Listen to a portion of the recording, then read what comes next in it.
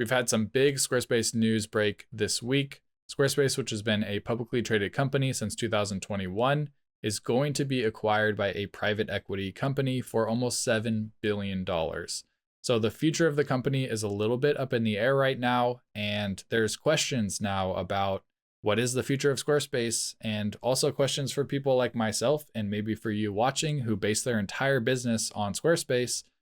You know, the future of the company is also the future of our businesses. So there's a lot of questions being raised, and I just wanted to bring this to your attention and go over some of the facts that have been released so far. So looking at the Squarespace press release, when public companies go private, the shares are sold at a premium. So Squarespace stockholders will receive a 29% premium over the 90-day volume weighted average. So that's great if you're a Squarespace stockholder. I personally am not. Anthony is going to be staying on as CEO. So Anthony is the founder, the creator of Squarespace. So I think that's great that he's staying on as CEO rather than, just kind of selling his company and then dipping out and someone else stepping in that completely tanks or changes the direction of the company. So having the founder stay on, I think, is really important just to keep the ship steered in the right direction. So that's a great sign.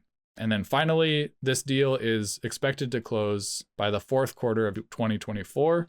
So that's a pretty quick turnaround. So whatever the fallout is of this transaction, whether it be good or whether it be bad, things are moving pretty quickly. So in a relatively short period of time, we should start seeing, what are the changes that are going to be made.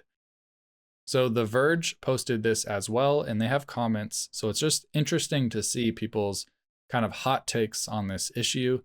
And two really stood out. So this person says, commiserations in advance to everyone they're about to lay off, because that's the only lever Vulture Capital ever pulls. And this person said, I look forward to them being saddled with debt and shuttering their operations while being sold off for parts in 18 months. So these are pretty, negative takes on this deal.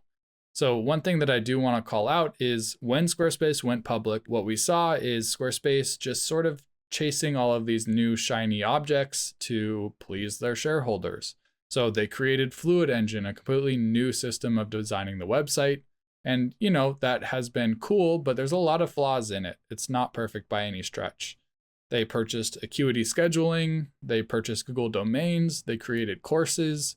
So there has been this crazy expansion over the course of the last 3 years as they went public.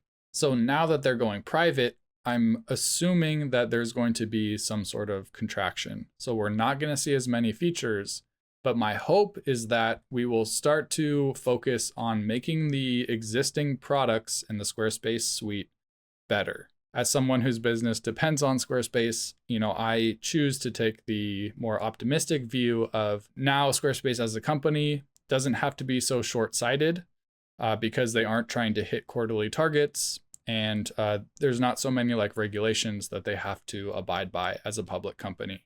So hopefully, we'll get away from this shiny objects. We do all these awesome things, but we don't do any of them the best. And we'll start to just focus on the existing suite and making those things better. So only time will tell. There's no way to know, but that's my optimistic take on it. I'm really curious to hear what you think. Are you worried about your job or the future of the platform? Are you thinking about jumping ship? Sound off in the comments below and let me know your thoughts. All right, that's it for this video. If you're looking for more Squarespace content on how to customize your website, then consider subscribing to the channel, and hopefully I'll see you in the next one.